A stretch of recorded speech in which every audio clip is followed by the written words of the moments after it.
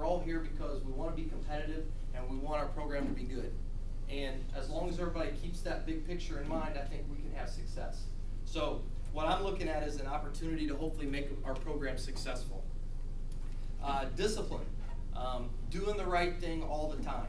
And we want to do what's best for the program every single time. There's no coach, no player, no person that's bigger than our program, ever. The program is always most important, and I want everybody to know that up front.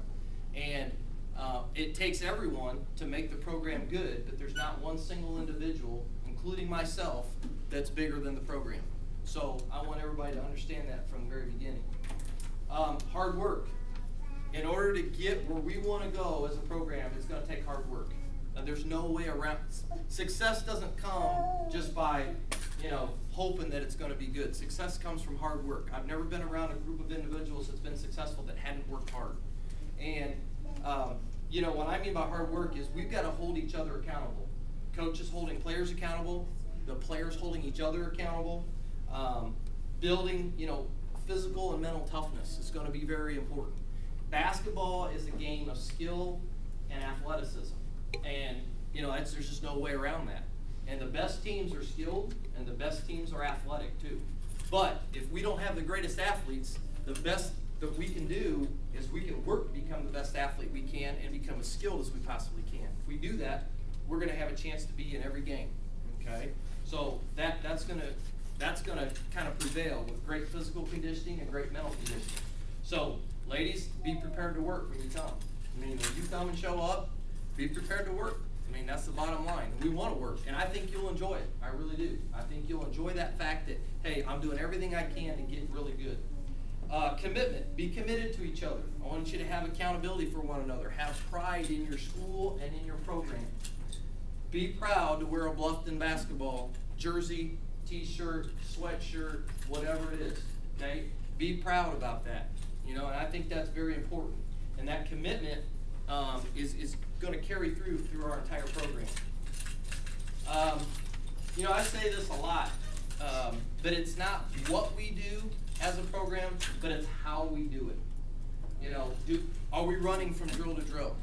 Are we giving everything we have in each drill? Are we walking and not hustling where we need to go? Those are little things that become big things over time. Not working hard is not going to be acceptable anymore. It's just not going to happen. It's just not. You not want to work hard, this probably isn't the place for you to be. I want every single girl to be involved in our program, but I don't want you to be here if you don't want to work at it. And what I mean by that is, I just give me your very best. That's all I ask for. Just give me your very best.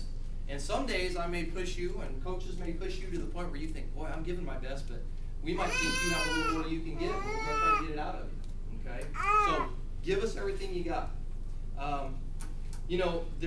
There's no way to build a good program from the top and just work with the top. That's it. Okay, we have to build a program that's K to 12. Okay, we need to build a program from kindergarten all the way up through the 12th grade. And the way to do that is, number one, I want everyone to know this right now, so I need you girls' help to recruit. I want 3 teams at the high school this year. For years, we've had a varsity and a JV. I would love to have a 3rd team where we can have a freshman team. I want to have a freshman team. And the only way our program's going to get where it needs to go is to have that 3rd team. We have to have a freshman team / C team, whatever we can put together. So start spreading the word. We want to have 3 teams. I think that's very important. The more you play, the better you'll get. Okay? And if the freshmen don't have an opportunity to play as much as they need to play, that's not good for our program. So we need to have that 3rd team. So that's one of our goals. Now, whether it happens this year or not, I don't know, but we're going to work towards that. Okay? We're going to teach fundamentals and skill development. That's where you're going to be, if you would come to one of our workouts this summer, you're going to see a lot of skill development. A lot of ball handling, a lot of passing, a lot of shooting, a lot of footwork, a lot of just being able to do the things it takes to be successful as far as a basketball player. And it takes repetition. It's going to take you some time to work on your game outside of our workouts that we even have. If you're at home and you got a half hour, 45 minutes, and you're doing nothing, you're thinking, maybe I could go out and take my ball and I could go work on stuff. We're going to encourage you to do that. Take half an hour to 45 minutes to go out and form shoot. Go out and shoot free throws. Go out and work on your ball handling. Go out and work on your passing. Get a friend. Go to the park. whatever it takes. We want you to have a ball in your hands and play. That being said, does everybody, can I borrow this real quick? Does everybody have a schedule? Hopefully every girl's got a schedule there. It's got June and July.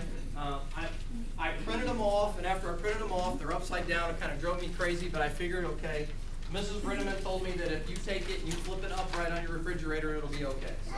Anyway, so as you can notice, I had to put together a schedule in the last 3 or 4 days. It was really tough to do, and I tried to avoid as many conflicts as I possibly can. I know there's going to be conflicts. I understand that up front, and the last thing I want to do is make a student choose what sport they have to go to. If there's softball going on, Coach Beitler and I just talked a little bit ago, or if you've got a volleyball or whatever it is, I need to know that up front. But if you're in town and you're here in Bluffton, our expectation is you're going to be at workout from 4 to 6:30. And here's what a workout will consist of. We're going to go to the weight room from 4 to about 4:40, 4:45, somewhere in there. Okay, when we're done with weights, we're going to go do agility training.